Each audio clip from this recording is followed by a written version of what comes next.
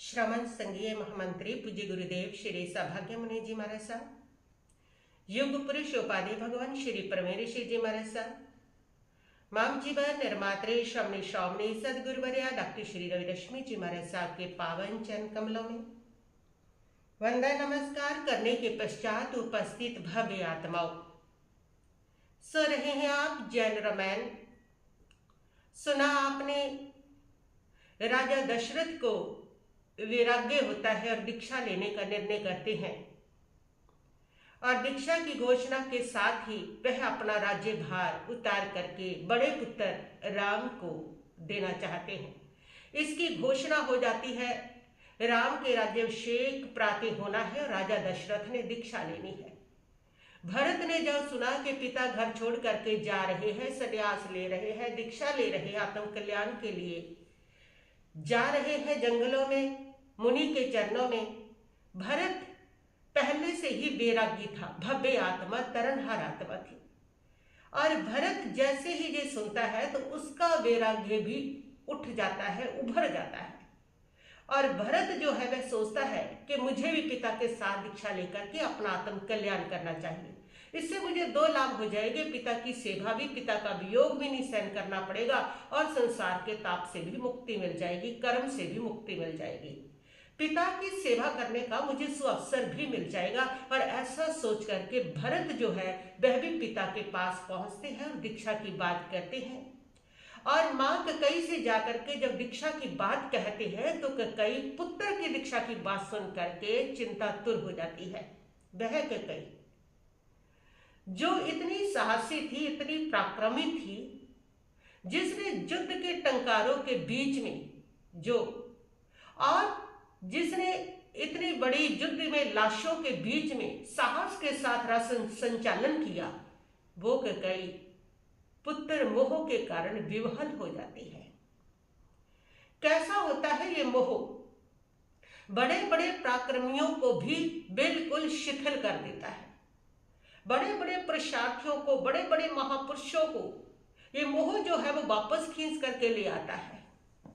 लोग हमेशा मोह के सामने हार जाते हैं, कमजोर पड़ जाते हैं, कितने शक्तिशाली हो, कितने बलवान हो। इसीलिए तो लोग कहते हैं ना कि व्यक्ति सारी दुनिया को जीत लेता है लेकिन अपनी संतान के आगे हार जाता है। वास्तव में वो संतान के आगे नहीं हारता, वो संतान की मोह के आगे हार जाता है। हमेशा व्यक्ति मोह से ही पराजित होता है, मोह से ही हारता है। हम भी इसीलिए हारे हुए हैं, अन्यथा आत्मा का ये महान साम्राज्य, परमात्मा बनने का ये महान साम्राज्य, सिद्ध होने का ये महान साम्राज्य कब से प्राप्त कर लेते। लेकिन इस मोह ने हमें उसके अंदर बाधा डाल रखी है। इस मोह के कारण हम प्राप्त नहीं कर पा रहे। ये मोह है हमें अपने शरीर का मोह, वस्तुओं का मोह, रिश्तों का मोह, पता नहीं किस किस का मोह है। जो हमारा है नहीं उससे मोह कर रहे हैं और जो हमारा है उसका हमें पता ही नहीं है। उससे प्रेम होगा ही कैसे जब उसका पता ही नहीं है। जिनको पता पड़ जाता है तब उनको ये सारा नकली मोह छूट जाता है और अपना जो उसका है उसके प्रति असली मोह जाग जाता है। समझदारी तो इसी में है ना कि पड़ोसियों की वस्तुओं का मोह करना, दूसरे की वस्तुओं का मोह करना या अपना मोह करना। अपना मोह करने वाला ही समझदार है, पड़ोसियों की वस्तुओं को मोह करने वाला मूर्ख होता है। बस इसी प्रकार है संसार के जितने पदार्थ, जितने नाते जो भी है वो सारा पड़ोसी के समान के समान है। और जो हमारा आत्म तत्व है, हमारा परमात्मा है, हमारा संयम है, हमारा धर्म है, वो हमारा अपना है। तो हमें राग होना चाहिए उससे, और हम कर रहे हैं पड़ोसी के समान से, दूसरों के समान से, जो हमारा है ही नहीं है। और ये साक्षात आप लोगों को सामने दिखता भी है कि जब भी आप दुनिया से जाते हो तो अकेले जाते हो, आपके साथ जाता है आपका संयम, आपका धर्म किया हुआ आपके साथ जाता है। बाकी जिसको अपना माना था वो सारे रिश्ते नाते, वो सारा सामान, जमीन जायदाद, मकान यही रह जाता है। क्यों रह जाता है? क्योंकि वो आपका नहीं था। तो मोह हमें हमेशा दूसरों से, जो हमारा है नहीं उससे मोह करते हैं। इसीलिए तो संसार भटकते हैं। इसीलिए जब तक ये मोह तब तक बना रहता है जब तक हमें इसका बोध नहीं होता, सत्य का बोध नहीं होता है। मोहनीय कर्म सारे कर्मों से बलवान अगर है तो मोहनीय कर्म है। इतना बलवान है कि अकेला मोहनीय कर्म को जीत लेने से बाकी सारे जो कर्म है अपने आप धराशायी हो जाती है, अपने आप समाप्त हो जाते हैं, उनके अंदर कोई जान ही नहीं रहती, ताकत ही नहीं रहती। 8 कर्मों को समाप्त करने में प्रशारथ की जरूरत नहीं, एक ही कर्म को समाप्त करने में प्रशारथ लगा ले, मोहनीय कर्म। और मोहनीय कर्म जिसने जीत लिया उसके सारे कर्म जीते जाते हैं। मोहनीय कर्म तो वो सेनापति है, बाकी सारी तो बेचारी सेना है। और सेनापति ही जब जीत लिया तो सेना क्या करेगी, सेना तो अपने आप कमजोर पड़ जाती है। तो सबसे बड़ा कर्म ही मोहनीय कर्म होता है और यही मोहनीय कर्म पूरे संसार में व्यक्ति को घुमा रहा है। सारा संसार इस मोहनीय कर्म की वजह से ही रचा हुआ है। मोह ही समाप्त हो जाए तो संसार भी समाप्त हो जाएगा। तो सारा जो संसार हमारा है इस मोहनीय कर्म की वजह से ही रचा हुआ है। तो ये मोहनीय कर्म ऐसा ही है, ऐसी पराक्रमी महारानी, ऐसी साहसी महारानी। उस महारानी को भी विभिल कर दिया उस पुत्र के मोह ने कि पुत्र मुझे छोड़ करके चला जाएगा। और कई जो है वो चिंतातुर हो जाती है, विह्वल हो जाती है, उसकी आंखों से आंसू बहने लगते हैं और वे सोचती है कि पति भी जा रहा है, पुत्र भी जा रहा है, मैं अकेली कैसे रहूंगी, कैसे जीऊंगी, ये तो बिल्कुल मेरा अनाथ जैसा जीवन हो जाएगा। ऐसा जीवन मुझे नहीं चाहिए, मुझे इनको रोकना होगा। और वो राजा दशरथ के पास जाती है और जा करके कहती है, राजा दशरथ को कि क्या अपराध किया हमने जो हमें छोड़ के जा रहे हो, आप दीक्षा लेने जा रहे हो और हमारे से ऐसी कौन सी सेवा है जो बन नहीं सकी, ऐसा क्या किया हमने। फिर आपका शरीर इतना कोमल है, राशि सुखों में पला है, ये संयम के इतने कष्टों को कैसे सहन करेगा। संयम का राह जो होता है वो बहुत कठोर राह होता है, वहां पर कोई सुख सुविधा नहीं हुआ करती है, उसको ये कैसे सहन करेगा। राजा दशरथ कहते हैं कि मेरे वैराग्य का मतलब ना ही तो किसी का अपराध है कि आपने मेरी सेवा नहीं की, और ना ही उसका कारण यह है कि मेरा जो है वो जीवन सुख में रहा हुआ है, तो मैं संयम को कैसे पालूंगा। संयम का संबंध इन सबके साथ नहीं है महारानी, संयम का संबंध व्यक्ति के मन के साथ है। जब ये हमारी आत्मा जाग जाती है तो वही रास्ता जो लोगों को कांटों का लगता है वो उसको फूलों का लगता है, और जो लोगों को फूलों का लगता है वो उस आत्मा को, वैरागी आत्मा को कांटों का लगता है। वास्तव में तो संसार का मार्ग कांटों का मार्ग है, जिसमें हर सुख के पीछे दुख ही दुख छिपा हुआ है। सुख के पीछे तो बस लोग दौड़ रहे हैं, लेकिन सुख शाश्वत किसी के हाथ में नहीं लग रहा। शाश्वत सुख जो है वो आध्यात्मिकता में है, वो अपने आत्म स्वरूप में है। और वास्तव में लोग गलती तो लोग कर रहे हैं, लेकिन उनको लगता है कि जो वैराग्यवान आत्मा है वो गलती कर रहे हैं कि वो सुख को छोड़ करके दुख की ओर जा रहे हैं, जबकि सत्य तो ये होता है कि वह दुख को छोड़ करके सुख की ओर बढ़ रहे होते हैं। और ऐसे ही महारानी को लगा और उसने कहा, तो महाराजा ने अपने विरक्ति का कारण कहा कि मेरे वैराग्य का जो कारण है वो ना किसी सुख से जुड़ा है और ना ही किसी दुख से जुड़ा है। और ये सुख और दुख से वैराग्य पैदा होता है, वो सच्चा वैराग्य होता भी नहीं। वैराग्य सच्चा वो होता है जो बोध से जुड़ा हुआ होता है। बोध से, जब आत्मा बोध को प्राप्त हो जाती है तब जो वैराग्य होता है वह वैराग्य सच्चा होता है। और मेरा वैराग्य जो है वो बोध से जुड़ा हुआ है। मेरी आत्मा जाग गई है, इसलिए अब मेरी आत्मा अपना कल्याण करना चाहती है। महारानी कैकेयी देखती है कि महाराजा दशरथ अडिग है, वो अपनी प्रतिज्ञा से हिलने वाले नहीं है, वो तो दीक्षा लेंगे ही। तो वे सोचती है कम से कम मैं भरत को तो हाथ से ना जाने दूं, भरत को तो रोक लूं, लेकिन भरत को कैसे रोकूं। भरत को इतना समझाया, इतने तर्क दिए, भरत मानने को तैयार नहीं है। और तब महारानी के दिमाग में आता है कि एक ही रास्ता है भरत को रोकने का, और वो रास्ता है कि भरत को राज्य के मोह में फंसा दिया जाए। इसको राज्य अगर दे दिया जाए तो राज्य का भार, उसका कर्तव्य, उसका मोह और उसका लालच, फिर उसकी जय जयकार, उसमें इसका मन अपने आप रम जाएगा और ये वैराग्य की राह को छोड़ देगा। ये उस समय महारानी कैकेयी के मन की ही बात नहीं, आज भी सभी माता पिता की यही बात होगी।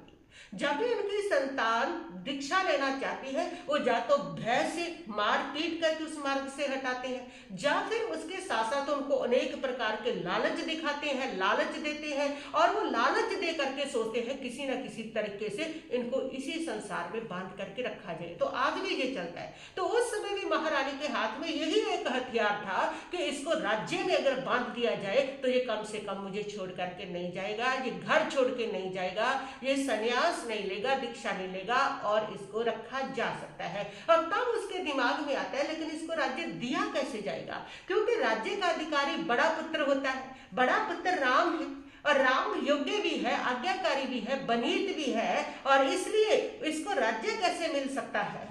तब महारानी को याद आता है अपना द्रोह के रूप में पड़ा हुआ एक वचन, और महारानी राजा दशरथ से कहती है कि महाराज, अगर आप जा रहे हैं और भरत भी चला जाएगा तो मैं कैसे जीऊंगी, मेरे तो भरत के साथ ही प्राण निकल जाएंगे, मैं भरत को रखना चाहती हूँ, मैं भरत को दीक्षा नहीं देना चाहती, तो मेरा एक वचन आपके पास आज द्रोह के रूप में था।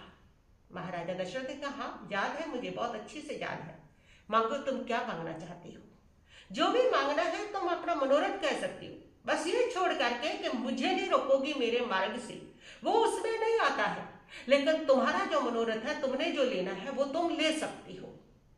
अतः महारानी के कई विचार में पड़ जाती है, कैसे कहूं, भरत को राज्य दे दिया जाए, राम भी तो मेरा पुत्र है, आज्ञाकारी है, बड़ा है, और आज परंपरा बड़े को देने का है कि राज्य बड़े को दिया जाता है, फिर भरत छोटा है, उसको राज्य देने का कहना कैसे कहूं। कि कई जो थी वह नीतिवान थी, प्रज्ञावान थी, कि कई का सारा जो जीवन था वो बहुत अच्छा रहा, उसने राम से उतना ही प्रेम किया है जितना भरत से प्रेम किया है। अगर कई स्वभाव से कठोर होती, ऋषालु होती, तो दशरथ का राजमहल कभी स्वर्ग नहीं बन सकता था।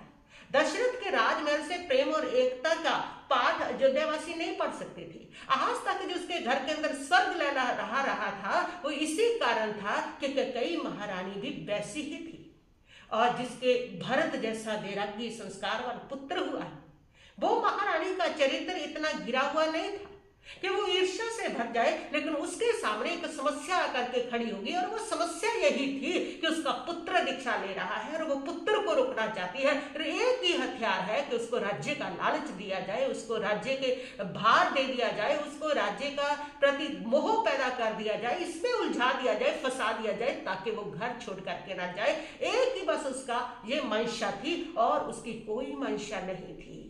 लेकिन कहानी किस तरह बिगड़ेगी ये उसको भी पता नहीं था, और उसने इस नक्शे को सामने रख के राजा ने कहा कि कई बोल क्या चाहिए तुझे, बोल अपना वर ले तो। और कई ने आंखें नीचे झुका ली, कैसे कहूं। और फिर उसको भी लगता है कि राम भी तो मुझे उतना ही प्यारा है, फिर आज्ञाकारी है, योग्य है, बनीत है और महान है, सब कुछ उसके अंदर है, मुझे मां की तरह मानता है, कैसे कहूं, कैसे उसका अधिकार मैं भरत के लिए कहूं। लेकिन अगर मैं नहीं मांगती हूं तो भरत मेरे हाथ से जाता है, अगर मांगती हूं वर तो राम के साथ अन्याय हो रहा है। बड़ी दुविधा में है कई भी, और कई सोचती है इधर कुआं तो इधर खाई है, करूं तो क्या करूं। लेकिन फिर उसको लगता है अगर भरत जाता है तो मेरे तो प्राण इसके साथ चले जाएंगे, भरत को रोकना जरूरी है। और इसलिए वह सोचती है कि राम तो महान ही है, राम को तो यूं भी राज्य का लोभ नहीं है, और राम को कोई फर्क नहीं पड़ता, वो भरत को उतना ही प्यार करता है, वो भातृवात्सल्य है और वो बात को समझने वाला है, उसको पता है मेरी मंशा क्या हो सकती है। राम महान है, राम कोई ऐसा वैसा नहीं है कि वो समझेगा नहीं, राम सब कुछ समझ सकता है। और ऐसा सोच करके जो कई है वो दशरथ से कहती है कि महाराज मेरे पुत्र भरत को राज्य दे दीजिए, ताकि उसका संसार में मोह बैठ जाए, वो दीक्षा ना ले। बस मेरा एक ही यही वचन है। एक ही वचन के कई ने मांगा था, दूसरा वचन राम वनवास में जाए वो उसने नहीं मांगा, जैन रामायण जी कहती है। और के कई महारानी से जब ये कहा तो राजा दशरथ ने कहा बहुत अच्छा किया, आज तूने मुझे ऋण से मुक्त कर दिया, मुझे कोई फर्क नहीं पड़ता, भरत भी मेरा पुत्र, राम भी मेरा पुत्र, सारे पुत्र मुझे एक समान है। भरत राज्य ले ले या राम राज्य ले ले, कोई फर्क नहीं पड़ता। बस एक ही बाधा है मेरे लिए कि एक परंपरा चली आ रही है, लोक परंपरा है कि राज्य बड़े पुत्र को दिया जाता है, बस वही एक बाधा थी। लेकिन दूसरी तरफ मेरी वचनबद्धता है और मैं अपनी वचनबद्धता को चुनूंगा, मैं अपनी वचनबद्धता का पालन करूंगा और भरत को मैं राज्य दे दूंगा। और भरत को राज्य देने का स्वीकार कर लिया राजा दशरथ ने कि ठीक है। और तब राजा दशरथ सोचते हैं, लेकिन राम को मैं किस प्रकार ये बताऊं, समझाऊं कि किस प्रकार ये सारा हुआ है।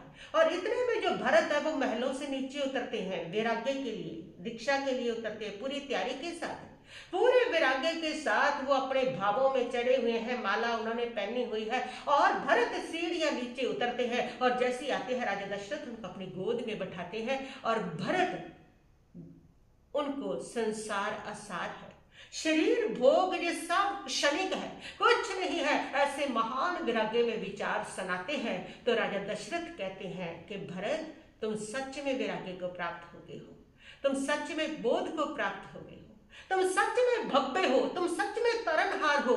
लेकिन पुत्र मैं तुम्हारा राज तिलक करूंगा, तुम्हें राज्य लेना होगा।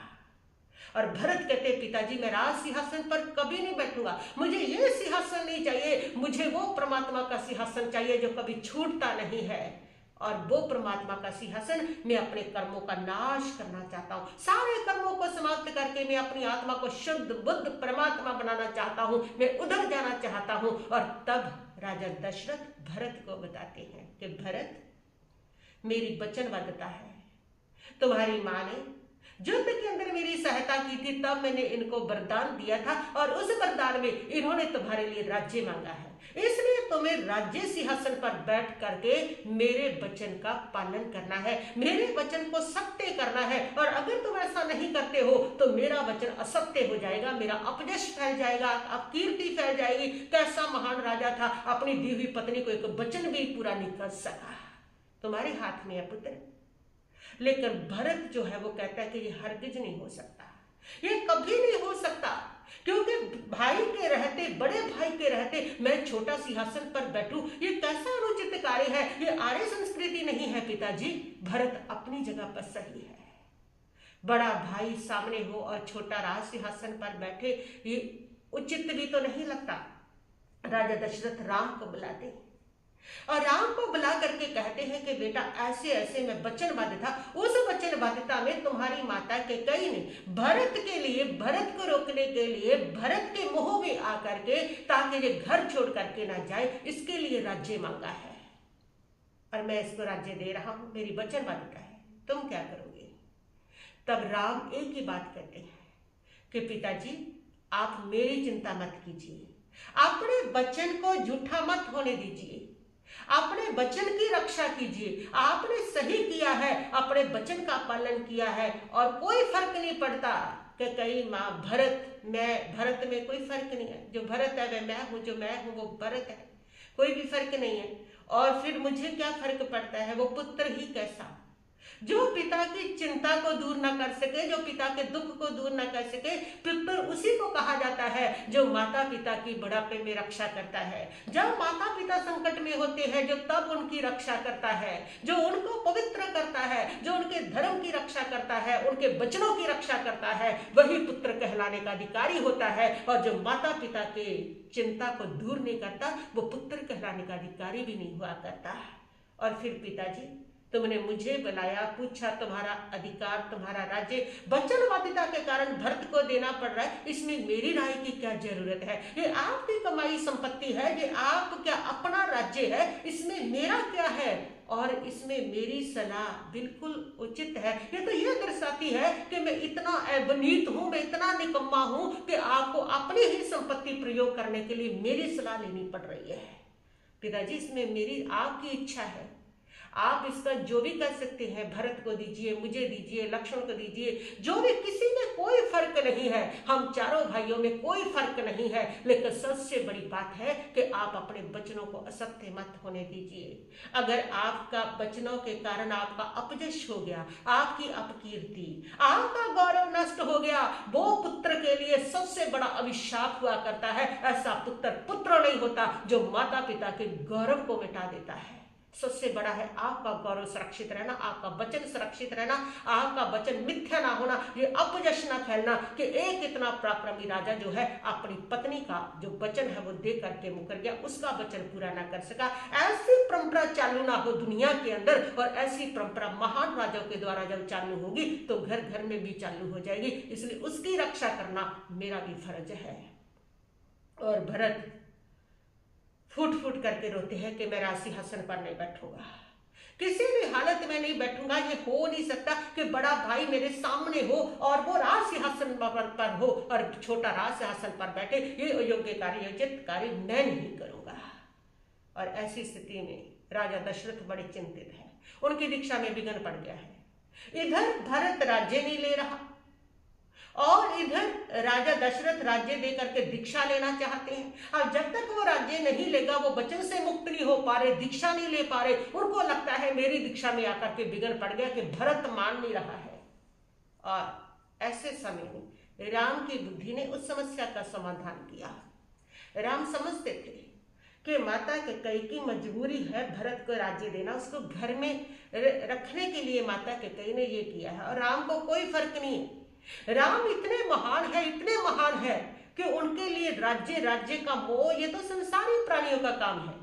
छोटे जो संसारी प्राणी होते हैं, जो इतने ऊपर नहीं उठे होते आत्मा के लेवल पर, उन लोगों के लिए होता है कि वो राई राई के लिए, पाई पाई के लिए मरे जाते हैं। लेकिन जो महान होते हैं उनके लिए तो ये सारा कुछ भी नहीं होता। ये संसार के पदार्थ, उनकी आत्मा इतनी बोधित होती है कि उनको पता होता है कि ये सब कुछ मेरा नहीं है। उनको ये पता होता है जो मेरा पुण्य है, मेरा भाग्य है, वो हर जगह पर मेरे साथ चलने वाला है। और ये पता होता है ये सारे पदार्थ है, इसलिए वो लोग इतना मोह इसके साथ नहीं रखते हैं, महान लोग। और राजा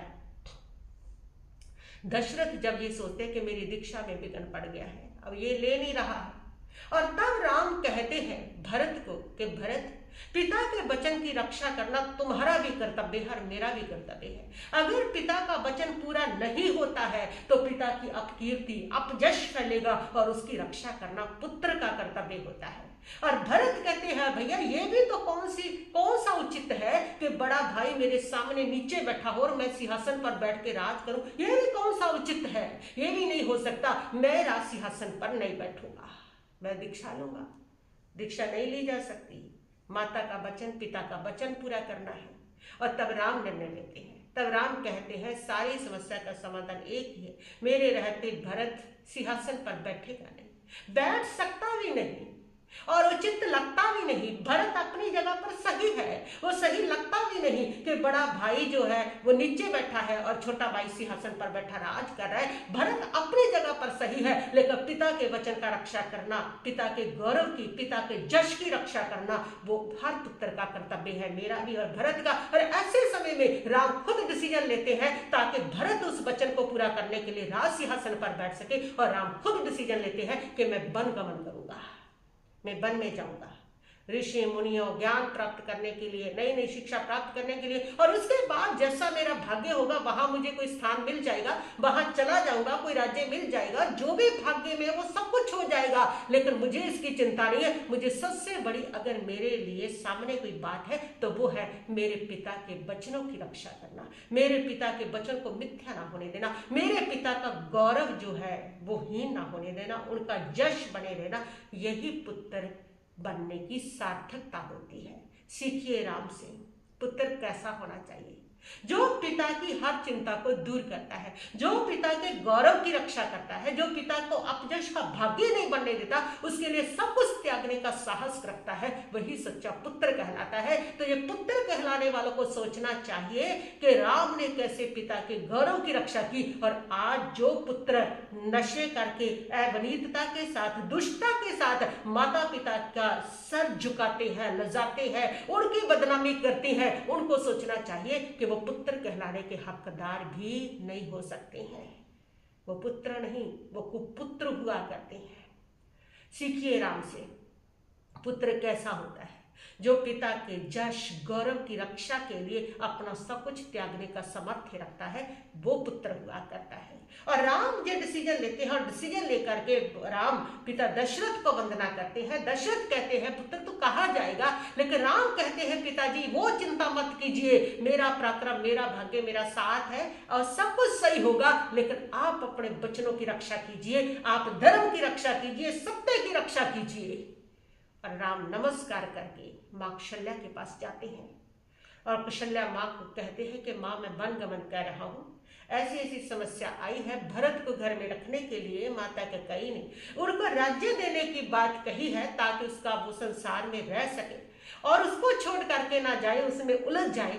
और भरत मेरे रहते राज्य नहीं ले रहा है और पिता का वचन पूरा नहीं हो रहा, तो पिता के गौरव, पिता को अपजश अपकीर्ति ना हो, उसकी रक्षा के लिए मैं वन गमन करने जा रहा हूँ, ताकि भरत मेरे रहते राज्य नहीं करेगा और तुम मेरे और भरत में कोई फर्क नहीं समझोगी। जैसा मैं वैसा भरत है और तुम भरत से उतना ही प्यार करती हो, उतना ही प्यार करती रहोगी और मुझे जाने की आज्ञा दीजिए। और कौशल्या माँ ने जैसे ये सुना तो कौशल्या माँ एकदम मूर्छित हो जाती है और रोने लगती है।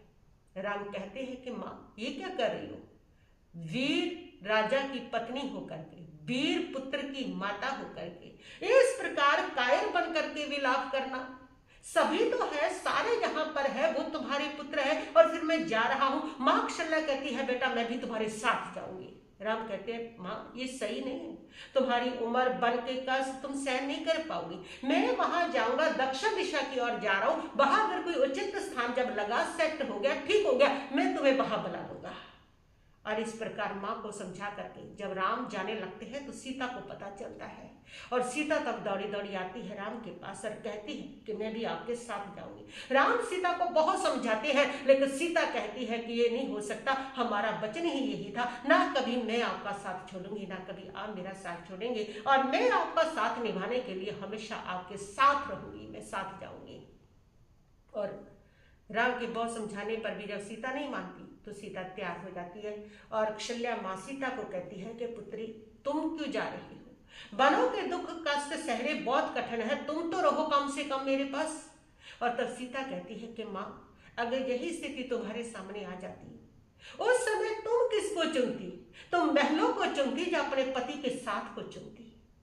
और कौशल्या माँ चुप हो जाती है। बात सही थी सीता की, महलों के सुख चुनना, जब पति का उस समय साथ देना चुनना, जिस समय पति जा रहा है वनों में विपत्ति में और उस समय संकट सामने दिख रहे हैं, उस समय साथ रहना चाहिए, जब उस समय पत्नी को महलों का सुख की साथ रहना चाहिए। ये पत्नी का कर्तव्य क्या कहता है। और उस कर्तव्य को सुन के माँ कौशल्या भी चुप हो जाती है। राम सीता जब तैयार होते हैं तो लक्ष्मण को पता चलता है। पहले तो लक्ष्मण क्रोधित हो जाते हैं कि ये पिताजी ऐसा न्याय क्यों कर रहे हैं, भैया राम को राज्य की तैयारियां थी और भरत को राज्य दे दिया। और तब क्रोध में आकर के वो सोचता है लक्ष्मण के कोई बात नहीं, भरत कौन होता है राज्य लेने वाला, एक ही बार के युद्ध में मैं भरत से राज्य छीन लूंगा। ये स्त्रियां होती ही ऐसी हैं।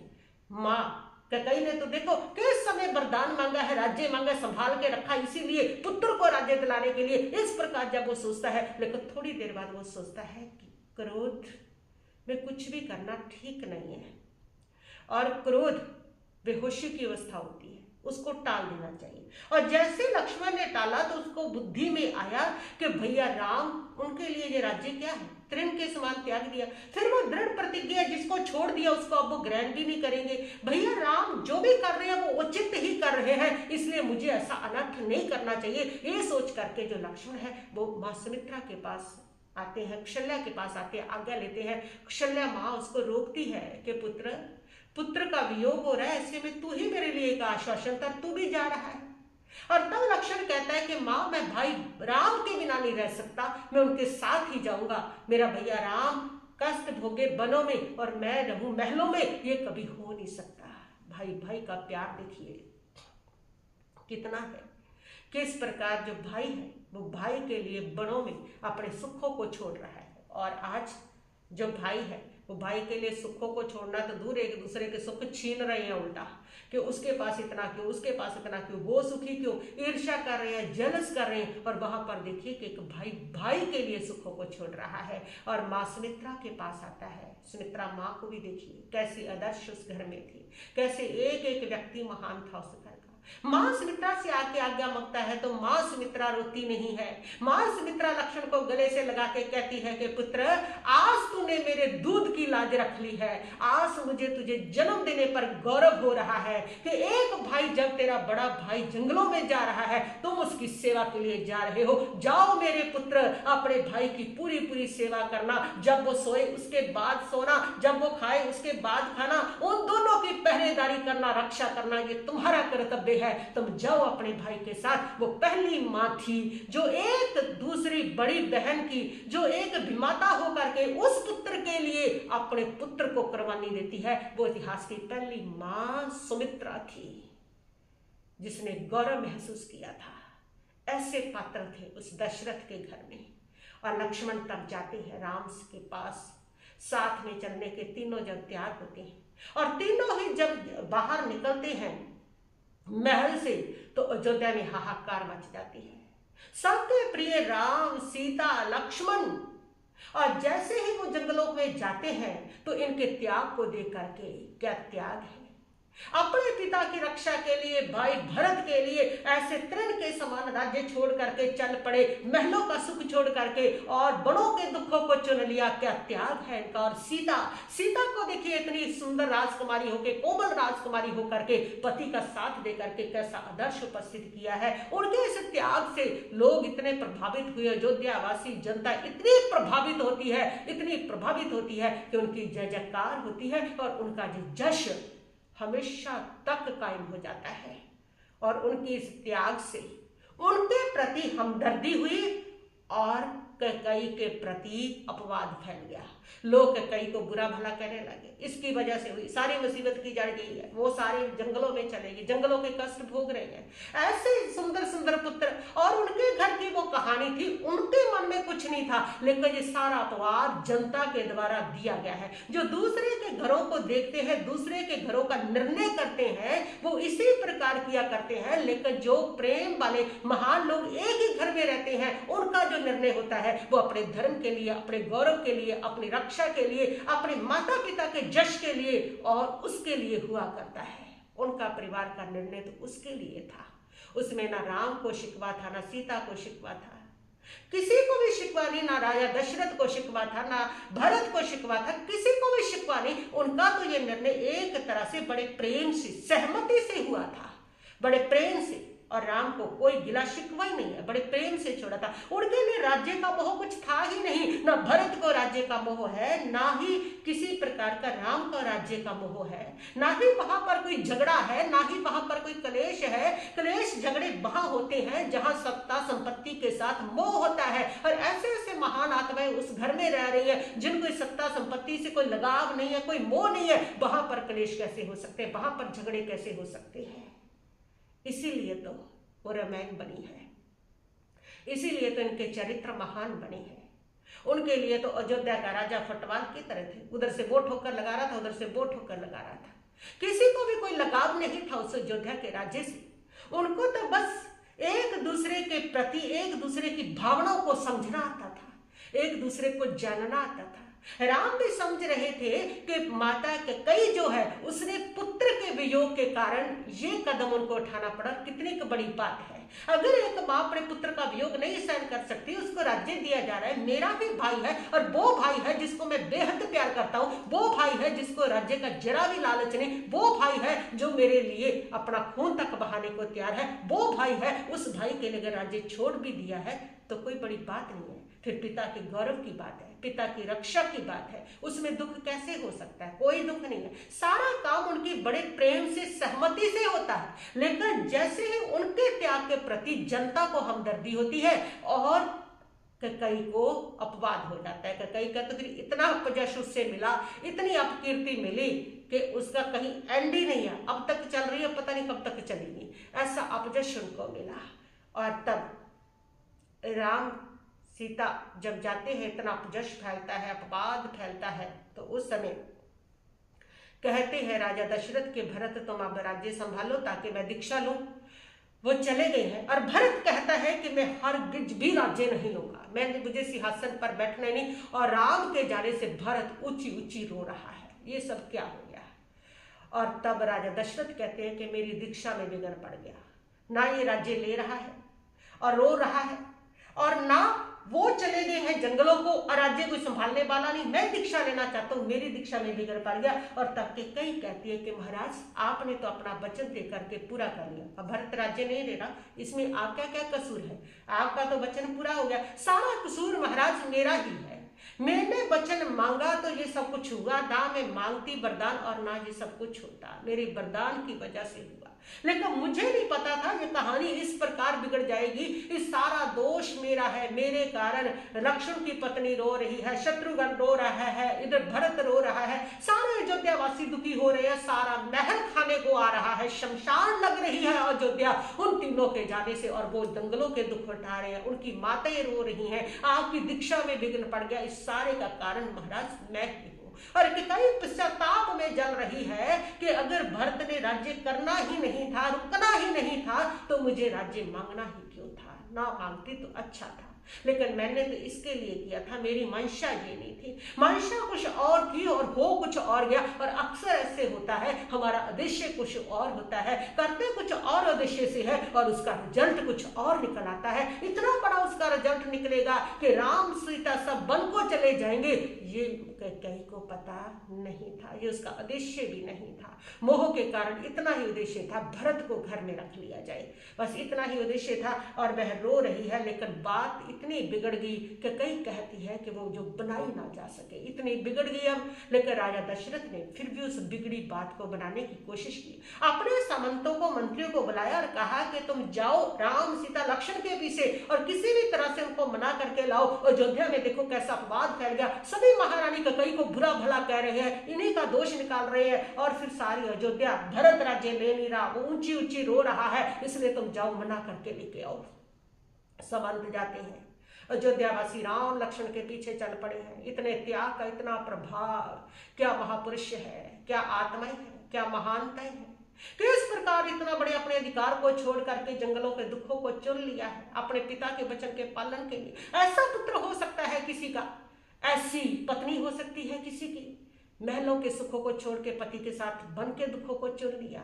नहीं तो पत्नी का तो कई बार ऐसा भी हाल होता है, अगर पति पे गरीबी आ जाए तो भी वो छोड़ के चली जाती है, जबकि जंगलों की तो बात ही दूर है, और वो महल छोड़ करके जंगलों में जा रही है, जय जयकार हो रही है, लोग चाह रहे हैं, राम सबको वापस जाने की बात कह रहे हैं, लेकिन कोई भी वापस नहीं हो रहा। सामंतों को बहुत कहा राम ने, लेकिन कोई भी वापस नहीं हो रहा। राम एक जगह पर रात काटते हैं और रात को चोरी से चलते हैं, लेकिन सामंत तो फिर भी पीछे हो गए, पर पब्लिक जो है वो वापस होती है। और आगे जा करके एक नदी के पास राम सामंतों से कहते हैं कि अब तुम वापस लौट जाओ, अब हम बहुत भयंकर गहरे जंगल में प्रवेश करने जा रहे हैं, तुम्हारा वहां आना सही नहीं है, और तुम जा करके महाराज की आज्ञा का पालन करो, भाई भरत के राज्य तिलक दे करके पिता के समान और मेरे समान समझ करके उनके राज्य संचालन में सहयोग करो और उनकी सेवा करो। अयोध्या वासियों से भी कहो कि राम और भरत में कोई फर्क नहीं है, जो राम है वह भरत है, जो भरत है वही राम है। बस इस प्रकार उनको कह के वापस करते हैं, और राम देखते ही देखते नदी पार करके गहरे जंगल में राम सीता लक्ष्मण उतर जाते हैं। सामंत उदास चेहरा लेकर के अयोध्या वापस लौट आते हैं और राजा दशरथ को कहते हैं कि वो नहीं लौटे हैं, बहुत कोशिश की हमने, बहुत दिन साथ रहे, लेकिन वो नहीं लौटे, दृढ़ प्रतिज्ञ है। और तब दशरथ कहते हैं कि मेरी दीक्षा में विघ्न पड़ना था, भरत तुम राज्य लो, राम सीता नहीं आए हैं, तुम अब तो राज्य लो, अपना राज्य संभाल लो, राज्य करो ताकि मैं दीक्षा ले सकूं, मेरी दीक्षा में क्यों विघ्न आ रहे हो। तब भरत कहता है पिताजी आपकी दीक्षा में विघ्न नहीं आएगा, मैं भी आपके साथ ही दीक्षा लूंगा, मैं जाऊंगा, मैं भैया भरत को मना करके लाऊंगा। और तब कई भी कहती है मैं भी जाऊंगी साथ में, मैं मना करके लाती हूँ अपने पुत्र को, जो भी हुआ है हम चलते हैं। और मंत्रियों को साथ लेकर के कई भरत ये सारे जाते हैं रथ पर सवार होकर के। 6 दिन में वह राम के पास पहुंचते, 6 दिन का सफर करके। और राम उस समय के वृक्ष के नीचे सीता लक्ष्मण बैठे हुए थे। दूर से देख करके कई रथ से नीचे उतरती है और जा करके वह राम को मेरा बेटा बस बस कहती हुई अपने गले से लगा देती है। और राम प्रणाम करते हैं। लक्ष्मण सीता तीनों को अपनी बाजुओं में भर करके ऊंची ऊंची रोने लगती है कि मेरे बच्चे, ये क्या अनर्थ हो गया, मुझे भी पता नहीं था, बस तुम आ जाओ, तुम लौट आओ, तुम्हारे बिना सारी अयोध्या शमशान बन गई है, सारा महल शमशान बन गया है, तुम्हारे पिता की दीक्षा में विघ्न पड़ गया है। और भरत भी आता है, आकर के राम के चरण पकड़ करके खूब रोता है, मेरे भाई तुम लौट चलो। बैठते हैं। भरत कह रहा है कि चलो वापस चलो मेरे भाई, मैं तब तक तुम्हारे चरण नहीं छोड़ूंगा जब तक तुम वापस नहीं जाओगे। मेरी माँ के दोष के कारण मेरे ऊपर ये कलंक लगा है कि बड़े भाई के होते छोटा भाई राजा बना है, ये कलंक तो मिटा दो। अगर ये नहीं तो मुझे जंगल में रखो, कम से कम मेरा ये कलंक तो मिटे। मेरी दीक्षा में तो बागदा पढ़नी थी, लेकिन कम से कम मेरा जो कलंक मिटे, मैं सिंहासन पर नहीं बैठूंगा, तुम वापस चलो। उधर के कई कटिबद्ध है, पुत्र को वापस लेकर के ही जाएगी। और इधर भरत भी कटिबद्ध है कि मैं चरण तब तक नहीं छोड़ूंगा जब तक वापस नहीं जाओगे। और इधर राम कटिबद्ध है कि मैंने प्रतिज्ञा ली है पिता के वचन की रक्षा करने के लिए, अपकीर्ति उनकी ना फैले। ये तो उनकी अपकीर्ति होगी कि ये ड्रामा क्या किया इन्होंने, वो चले गए फिर आ भी गए, राज्य भी कर लिया, वचन भी बीच में रह गया, दिया हुआ सारा वैसे का वैसा। ये जनता है, ये कुछ भी कह सकती है। आज अगर हमारे त्याग की प्रशंसा कर रही है तो कल को जब हम वापस आएंगे तो ये हमें भी कह सकती है, किसी को भी कुछ कह सकती है। माता के कई का वैसा उद्देश्य नहीं था, फिर भी अपवाद फैल गया। ये जनता है, इसके जितने मुंह है उतनी बातें हुआ करती है। चाहे जितना जोर लगा लो दुनिया जीते न जाती है, चाहे जितना जोर लगा लो दुनिया जीते न जाती है। जितने मोते उतनी गल्ला कर कर आंख सुना दिए। चाहे कितनी कोशिश कर लो, दुनिया को कोई नहीं जीत सकता, भगवान भी नहीं जीत सकते हैं। भगवान भी आ जाते हैं, दुनिया ने उनको भी सुनाया है, उनके अंदर भी कवियां निकाली है, उन पर भी लांछन लगे हैं। ये दुनिया किसी को भी कुछ भी कह सकती है। तो उन्होंने कहा कि ये नहीं हो सकता, पिता का वचन का पालन करना जितना मेरा कर्तव्य है उतना भरत तुम्हारा भी कर्तव्य है। पिता की अपकीर्ति होगी उसमें, उतना महारानी माता कैकेयी का भी कर्तव्य है पिता के वचन की रक्षा करना और उस धर्म की रक्षा करना, अपनी कुल परंपरा की रक्षा करना, ये हम सबका कर्तव्य है। भरत कुछ सुनने को तैयार नहीं है, वापस चलिए, बस अपना राज्य संभालिए, मुझे दीक्षा लेनी है। और इधर जो राम है वो अपनी प्रतिज्ञा पर दृढ़ है, कोई डिसीजन नहीं हो रहा। एक राज्य है अयोध्या का, राम तो इसको त्याग रहे, राम को भी नहीं चाहिए और भरत को भी नहीं चाहिए। अयोध्या का राज्य जैसे फुटबॉल की गेंद की तरह हो गया, इधर से वो भी ठोकर लगा रहा है, उधर से वो भी ठोकर लगा रहा है। ऐसे भाई भाई ऐसे होने चाहिए। और आज भाई भाई थोड़ी थोड़ी संपत्ति के लिए 50-50 हजार के लिए, अगर महीने में किसी ने 10,000 ज्यादा खर्च लिया उसके लिए, थोड़ा सा किसी के पास मकान का टुकड़ा ज्यादा आ गया, जमीन का टुकड़ा ज्यादा आ गया, उसके लिए मरे जा रहे, एक दूसरे को मारे जा रहे हैं, एक दूसरे से बोलचाल बंद हो रही है। और वहां देखो कितना बड़ा त्याग है, पूरी पृथ्वी को छोड़ रहे हैं एक दूसरे के लिए, किसी को किसी से कोई मोह नहीं है। ऐसा ही भाई भाई का प्रेम होना चाहिए, तभी तो राम भरत लक्ष्मण की उदाहरण दी जाती है। सभी चाहते हैं वैसे बने, लेकिन वैसे बनने के लिए दिल की संकीर्णता को छोड़ना पड़ता है, उदार वृत्ति को अपनाना पड़ता है। जो जितना उदार होता है वो उतना ही महान होता है, वो ही इस रिश्तों को निभा सकता है। जो संकीर्ण विचारों वाला होता है उनके लिए प्रेम की उनके पास जगह नहीं हुआ करती। जहां संकीर्णता है वहां प्रेम नहीं होता, जहां प्रेम है वहां संकीर्णता नहीं होती। वहां इतना प्रेम है कि दूसरे की चेतना से इतना प्रेम है, इसलिए वहां पर कोई संकीर्णता भौतिकता प्रवेश नहीं कर पा रही है। और जब डिसीजन नहीं हो रहा तब बुद्धिमती सीता डिसीजन लेती है। सीता एक बात देती है, एक निर्णय लेती है। सीता कहती है ऐसे तुम्हारा डिसीजन होगा भी नहीं, राम जाने को तैयार नहीं है और भरत राज्य लेने को तैयार नहीं है, राज्य करने को तैयार नहीं है वो, और इधर राम भी राज्य लेने को तैयार नहीं है। ऐसे तुम्हारा डिसीजन होगा नहीं, ऐसे तो चलते ही रहेगा। ना भरत मान रहा है, वो कहता है मुझे राज्य करना नहीं, सिंहासन पर बैठना नहीं, और इधर राम नहीं मान रहे, वो कहते हैं मुझे हरगिज लौटना नहीं। तो क्या होगा, कैसे डिसीजन होगा? तो ऐसे कीजिए कि आप लोग पहले राम का यहां पर अपन अभिषेक करते हैं। भगवान राम का अभिषेक करने के बाद भगवान राम भरत का त्रास तिलक करेंगे और इसको आदेश देंगे कि वो राज्य का संचालन करे। इससे भरत की भी बात रह जाएगी और राम भगवान की बात भी रह जाएगी और माता पिता के वचन की रक्षा भी हो जाएगी। और सीता की सलाह सबको पसंद आती है और मंत्रियों को भी पसंद आती है। और तभी वहां पर ऐसे ही होता है, पहले राम का अभिषेक किया जाता है और फिर राम भरत को राज तिलक देते हैं और राज तिलक दे करके आदेश देते हैं कि तुझे राज्य का संचालन करना है। और इधर तब भरत कहते हैं कि भैया मैं इस राज्य का स्वामी हूं, मैं सेवक हूं, राज्य आपका ही है, आपके आदेश से सेवक बन करके मैं उसकी रक्षा करूंगा, मैं उसका रक्षक हूं। हाँ, तब राम कहते हैं भरत मैं जानता हूं लेश मात्र भी राज्य का मोह तेरे मन में नहीं है, तू तो वैरागी है, त्यागी है, तू तो धर्म धुरंधर है, मुझे पता है। और राज्य का मालिक तो कोई भी नहीं मेरा भाई, मैं भी जब भी राजा बनूंगा तो मैं भी सेवक ही होता है। हर राजा एक प्रजा का सेवक होता है, उसको प्रजा के अनुसार अपना जीवन चलाना होता है, उसका अपना पर्सनल जीवन, पर्सनल इच्छाएं खत्म हो जाती है। राज्य संभालना भी आसान नहीं होता है। और हम सबका कर्तव्य है अपनी कुल परंपरा, धर्म परंपरा, अपने पिता के जश का, गौरव का रक्षा करना हम सब का कर्तव्य है।